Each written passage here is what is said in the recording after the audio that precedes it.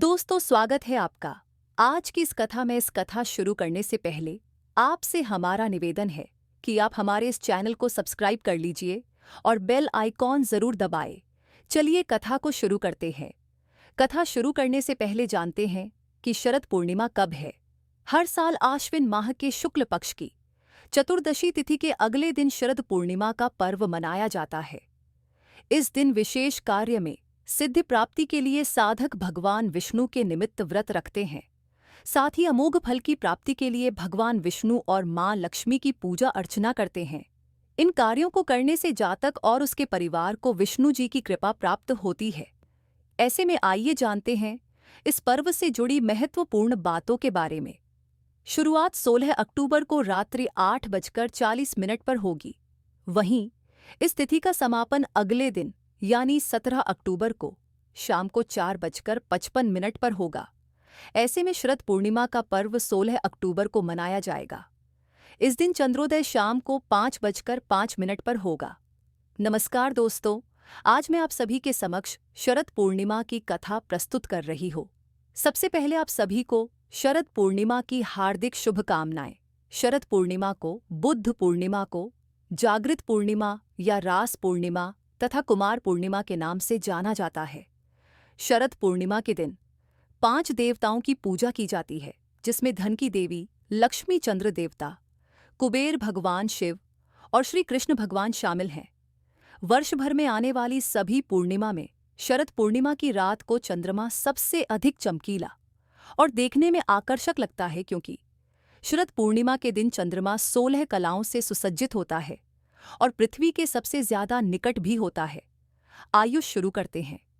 शरद पूर्णिमा की कथा प्राचीन समय में एक नगर में एक साहूकार रहता था। उसकी 2 बेटियां थीं। दोनों बेटियां पूर्णिमा का व्रत रखती थीं। बड़ी बेटी हमेशा पूरी निष्ठा के साथ पूर्णिमा के व्रत का पालन करती थी, परंतु छोटी बेटी व्रत को पूरा ही नहीं करती थी। वह हमेशा आधा अधूरा ही व्रत करती थी। कुछ समय बाद दोनों बेटियों की शादी हो गई। विवाह के बाद साहूकार की बड़ी बेटी ने एक पुत्र को जन्म दिया। वहीं दूसरी ओर छोटी बेटी, जो व्रत को ठीक प्रकार से कर ही नहीं पाती थी, उसकी संतान होने से पहले ही मर जाती थी। इस बात को लेकर वह बहुत परेशान रहने लगी। यह सब देखकर साहूकार ने विद्वान पंडितों से इसका कारण जानना चाहा। पंडितों ने बताया है कि तुम्हारी पुत्री पूर्णिमा का व्रत आधा अधूरा करती थी, जिस कारण उसकी संतान पैदा होते ही मर जाती है। यदि वह पूर्णिमा के व्रत को पूरे विधि विधान से करे तो उसकी संतान जीवित रह सकती है।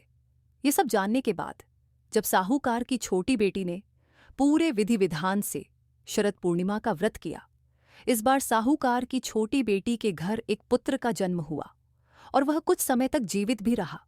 परंतु कुछ दिन बाद उसका पुत्र मर गया और उसने अपने मरे हुए बेटे को लकड़ी के पीढ़े पर लेटाकर उस पर कपड़ा ढंक दिया और वह अपनी बड़ी बहन को बुलाकर ले आई और अपनी बहन को उसी पेड़ पर बैठने के लिए कहा।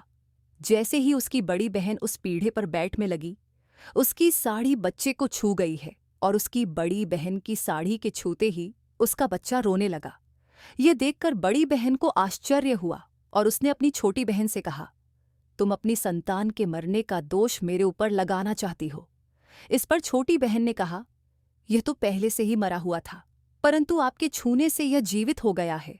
इस प्रकार उन दोनों बहनों की श्रद्धा शरद पूर्णिमा के व्रत की और भी अधिक हो गई और दोनों बहनें पूरे विधि विधान से शरद पूर्णिमा का व्रत करने लगी।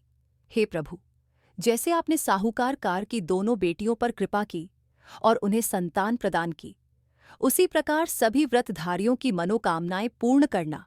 कहानी सुनने वालों का भी भला और सुनाने वालों का भी भला।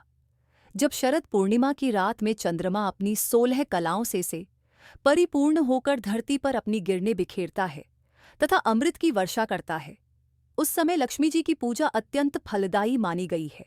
आयुर्वेद के अनुसार इस दिन चंद्रमा न केवल 16 कलाओं के साथ चमकता है, बल्कि इसकी किरणों में कुछ ऐसे गुण विद्यमान होते हैं जो शरीर को पोषक तत्व प्रदान करते हैं। इसीलिए शरद पूर्णिमा का लाभ उठाने के लिए चावल की खीर बनाकर चांदनी रात में खुले आसमान के नीचे छोड़ दी जाती है। चांदनी रात में रखने के बाद सुबह में इस खीर का सेवन किया जाता है। इसके अलावा अगर आप आंखों की समस्या से परेशान हैं, तो शरद पूर्णिमा की रात को चंद्रमा को खुली आंखों से देखना चाहिए। आयुर्वेद के अनुसार शरद पूर्णिमा की आज रात को चंद्र दर्शन करने से आंखों के रोग खत्म हो जाते हैं और साथ ही आंखों की रोशनी भी बढ़ती है। इसीलिए उस शरद पूर्णिमा की रात को चंद्र देव की पूजा की जाती है। शरद पूर्णिमा के दिन कुबेर की पूजा भी की जाती है, क्योंकि यह धन के देवता है। शरद पूर्णिमा पर भगवान शिव की उपासना का विधान है। मान्यता है कि इस पूर्णिमा पर भगवान शिव को खीर का भोग लगाने से शिव शंकर भगवान प्रसन्न हो जाते। शरद पूर्णिमा की रात को भगवान श्री कृष्ण की पूजा करने के पीछे धार्मिक मान्यता है कि इस दिन श्री कृष्ण भगवान ने राधा रानी तथा गोपियों के साथ रास रचाया था। शास्त्रों के अनुसार शरद पूर्णिमा का व्रत रखने से हर प्रकार की मनोकामना पूर्ण हो जाती है। विवाहित महिलाएं संतान प्राप्ति की कामना हेतु यह व्रत रखती हैं। जो लोग पूर्णिमा का व्रत शुरू करना चाहते हैं, उन्हें शरद पूर्णिमा के दिन से ही व्रत का संकल्प लेना चाहिए। ओडिशा में शरद पूर्णिमा को कुमार पूर्णिमा के नाम से मनाया जाता है।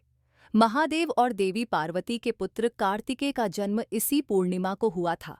कुंवारी लड़कियां श्वेत वर्ण आकर्षक सुंदर कार्तिकेय की पूजा उनके जैसा पति पाने के लिए करती हैं। शरद पूर्णिमा को जागृत पूर्णिमा कहते हैं, क्योंकि इस रात धन की देवी लक्ष्मी जी अपने वाहन पर सवार होकर घूमते हैं और यह देखते हैं कि कौन कौन जग रहा है, और जो जाग रहा होता है उस पर मां लक्ष्मी अपनी कृपा बरसाती हैं। आइए अब जानते हैं शरद पूर्णिमा को मां की पूजा विधि। शरद पूर्णिमा के दिन श्रद्धापूर्वक व्रत करना चाहिए। पूर्णिमा के दिन सुबह उठकर स्नान आदि से निवृत्त होकर तांबे या मिट्टी के कलश की स्थापना करनी चाहिए। कलश की स्थापना के बाद उसे लाल कपड़े से ढक दें। उसके बाद मां लक्ष्मी जी की प्रतिमा को स्थापित करें। अपने सामर्थ्य के अनुसार कलश में पैसे डालें। शाम को चंद्रोदय के समय अपनी क्षमता के अनुसार दिए जलाएं।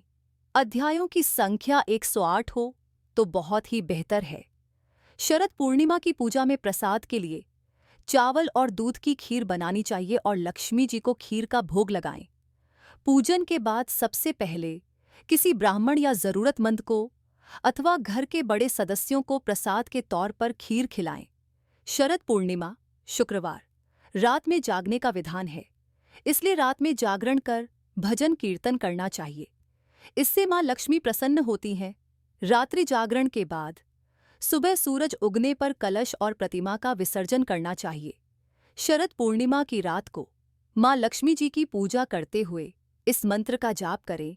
ओम श्रीं ह्रीं श्रीं कमले कमलालये प्रसीद प्रसीद। श्रीं ह्रीं श्रीं ओम महालक्ष्मी नमः। इस मंत्र का अर्थ है जय हो महालक्ष्मी माता, जो कि श्रीं ह्रीं ए श्रीं जैसे बीज मंत्रों से सहित हैं, जो कमल पर विराजमान हैं, जिनके स्मरण से समस्त प्रकार के प्रसाद अर्थात आशीर्वाद की प्राप्ति हो जाती है। इसके बाद कुबेर जी की पूजा करते हुए इस मंत्र का जाप करना चाहिए। ओम यक्षाय कुबेराय वैश्रवणाय धनधान्याधिपतये धनधान्य समृद्धिम में देहि दापय स्वाहा। भगवान कुबेर का यह सबसे प्रिय मंत्र है। मां लक्ष्मी को सफेद कौड़ियां बहुत पसंद हैं, इसलिए शरद पूर्णिमा की पूजा में 5 कौड़ियों रखें। पूजा खत्म होने के बाद उन कौड़ियों को एक लाल रंग के कपड़े में बांधकर अपनी अलमारी में रख दें। मान्यता है कि ऐसा करने से घर में हमेशा बरकत बनी रहती है। कर्ज से मुक्ति पाने के लिए शरद पूर्णिमा को मां लक्ष्मी की पूजा करें और मां को खीर का भोग लगाएं और श्री सूक्त का पाठ, कनकधारा स्तोत्र, विष्णु सहस्त्रनाम का जाप और भगवान कृष्ण का मधुराष्टकं का पाठ करें। मान्यता है कि ऐसा करने से व्यक्ति को जल्द कर्ज से मुक्ति मिल जाती है। शरद पूर्णिमा को आपको 4 लौंग लेनी है। जी हाँ, वही लौंग जो घरों में मसाले और मुखवास के रूप में इस्तेमाल की जाती है। इसके साथ ही एक लाल कपड़ा लेना है। इसके बाद महालक्ष्मी और कुबेर जी को ध्यान में रखकर घर के पूजा घर में बैठकर देसी घी की ज्योत जलानी है और फिर 2 लौंग के जोड़े को इसमें डाल देना है। बची हुई 2 लौंग को लाल कपड़े में बांधकर सच्ची श्रद्धा से उसे महालक्ष्मी का रूप मानकर अपनी तिजोरी में रख देना है। ऐसा करने से मात्र कुछ ही दिनों में आपकी सारी मनोकामनाएं पूरी हो जाएगी। सबसे महत्वपूर्ण तो यह कि कर्ज से मुक्ति मिल जाएगी। आपके पास इतना पैसा आएगा कि संभालना मुश्किल हो जाएगा। आपको दो बातों का ध्यान रखना है। एक तो यह कि उपाय करते समय आपको इसके बारे में किसी को नहीं बताना है, और दूसरा यह कि मन में उपाय के प्रति सच्ची श्रद्धा रखनी है। आप पर और परिवार पर महालक्ष्मी की कृपा सदैव बनी रहे। इसी आशा के साथ आज का वीडियो यहीं तक। आपसे हमारा निवेदन है कि आप वीडियो को लाइक करें, शेयर करें और चैनल को सब्सक्राइब करें और बेल आइकॉन ज़रूर दबाएं, जिससे आपको हमारी वीडियो का नोटिफिकेशन सबसे पहले प्राप्त हो। और कमेंट में जय महालक्ष्मी माँ लिखना न भूलें। धन्यवाद।